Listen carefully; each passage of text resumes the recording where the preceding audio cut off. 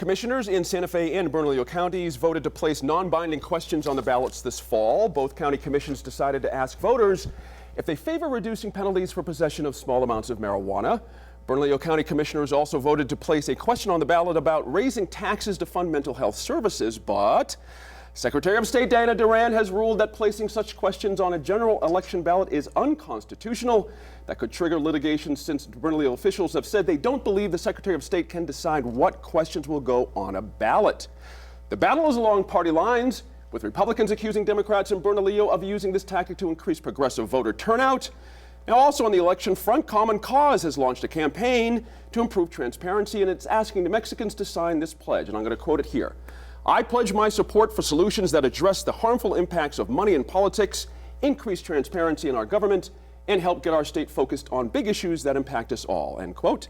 Here to offer sage wisdom on this and other issues of the week is Tom Garrity of the Garrity Group. Also back at the table is regular Laura Sanchez-Rive of Sanchez Legal Solutions. Joining us once again is former State Representative Janice Arnold-Jones. And with us again, as well as this week, is Eric Griego, a former state senator. Now, Laura, these questions won't carry the force of law, certainly. That was the intent going in. That's how it was put out to the public. No one was saying this is going to be binding on anything. What's the problem? Why not? Why not do this? Indeed. That's my question. I think that we've seen this becomes incredibly politicized right. In terms of making the decision, and there's a lot of actors that are essentially taking it upon themselves to question what the voters have already put forth, and I think that's where when you say the voters are put forth, in what context? Well, they've signed petitions and tried to get Gotcha. that before the two bodies, and there seems to be, I think, a lot of voter support, at least in terms of petitions. And certainly, buzz in general about whether this should go to a vote. And I think that that's something that the voters are expecting at this point. We've had other questions that also arguments on both sides about whether they had the effect of law or whether they were constitutional even. The most recent one in Albuquerque being the abortion ban. Right. Many people who were against that said it's not constitutional, and yet it still went to the voters. And I think a lot of people feel very strongly about this particular initiative as well. Let me jump over to Janice Arnold-Jones. Good to see you. Glad you're back. Thank you. With us. What do you make of that argument that, in fact, there has been a bit of a precedent here in our city for this? Actually, there has been no precedent. Okay. It was a municipal election. In a municipal Versus- election, it is allowed. This is a general election, and it's very specific. The election code is very clear that a poll is not appropriate. The words are there, and so two questions come up. One is having sat on the Voters and Elections Committee for all these years, you don't want to confuse voters.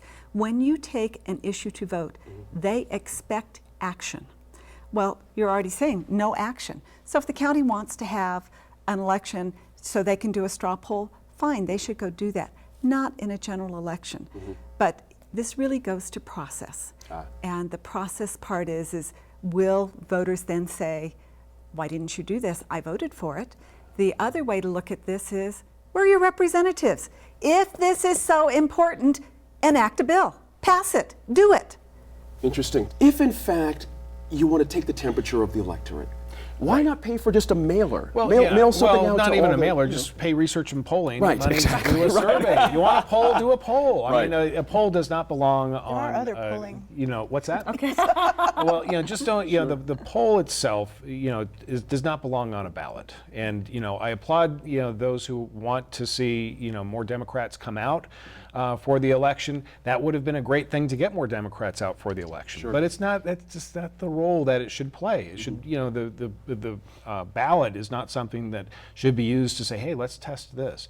It's to say yes or no on a particular issue, not, well, what do you think on this? Interesting. What's interesting, it's Go ahead. not all Democrats. I don't believe I was that it's gonna ask Democrats that, actually. yeah. And you as an independent. I am an independent, and I think that there's both. Right now, if you're a Democrat, you're trying to think, how can we, unseat the governor?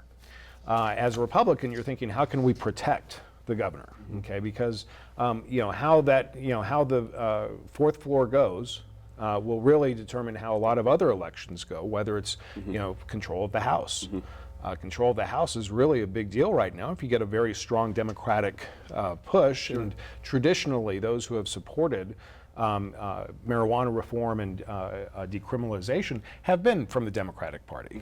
Has the tide turned a little bit on that, Eric? Would you agree with that? The polling I've seen, including in New Mexico, it leans slightly Democratic, but in fact, lots of libertarians. I'm shocked that partisan Republicans have been willing to go so all in on this being a partisan issue, because Democratic issue, because first of all, a lot of this is a libertarian issue at its most basic, which is the substance of the policy is, do we think it's a good idea for taxpayers to be paying for these really misdemeanors that are clogging up our jails, that are costing me and you lots of money for, a police that could be doing all sorts of much more important work around violent crime and so on. The fact that we pay millions of dollars to incarcerate these people. So I think this is exactly the kind of policy we need to have a conversation about. Let me stop there. Let me stop there for a quick second, though. But Janice makes a point about process. Is this the correct process to get across what you're saying? I don't think anybody would disagree with what you're saying, but is this the right process? Our Constitution is pretty crystal clear, which is we don't elect a Secretary of State to decide whether this guy or this issue should belong on the ballot. If the governing body, which has been designated by the Constitution under our state Constitution, says that you as a county, as a governing body, can put something on the ballot, then that is your right. In fact, I'm sad to say the Secretary of State's a friend and colleague from the Senate, but she's got the law wrong. And part of the reason why they have the law wrong, they can't get past this partisan lens. The legal opinion they got was from a Republican operative who ran against a Democrat in the last election. This has become all about politics. Even though libertarians, Republicans, conservatives support this idea of just give us an opportunity to tell you whether or not we think this is good policy. Sure, Janice. We see, fortunately, my mom has been sick, so I was kind of out of things. But when I heard this was happening, I said, no, wait, that isn't what the election code says, and it isn't what the Constitution says. And if they want to have a county election, they're free to do that. But the election code and the Constitution is very specific. And it says specifically that the Secretary controls those questions, but it must be generic. And there's a second part, that the ballot must be uniform. And so the process that we have used is absolutely contrary to the law. So if we don't like the law, then we go to the legislature and we fix it.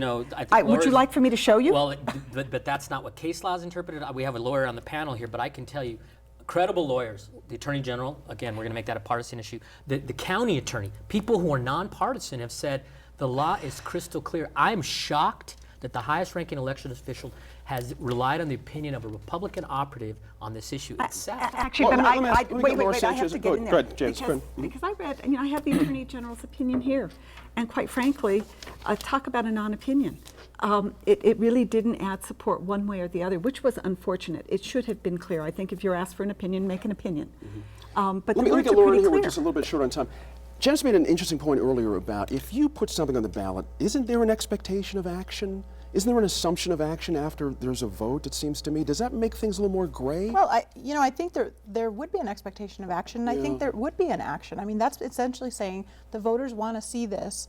As Eric mentioned, again, we've politicized this so much, and it's been painted with a very broad brush to be Democrats, when in fact you see a lot of younger independent voters, people who are essentially declined to state, voters who are signing these petitions, who are interested in this issue. It's very much a libertarian issue. You've got Gary Johnson out there talking about this. He has a new job. And talking about it in terms of legalization. We're just talking about decriminalization. But political affiliation aside, you've had multiple groups who have tried to get these issues on the ballot, and they haven't been successful working within the process.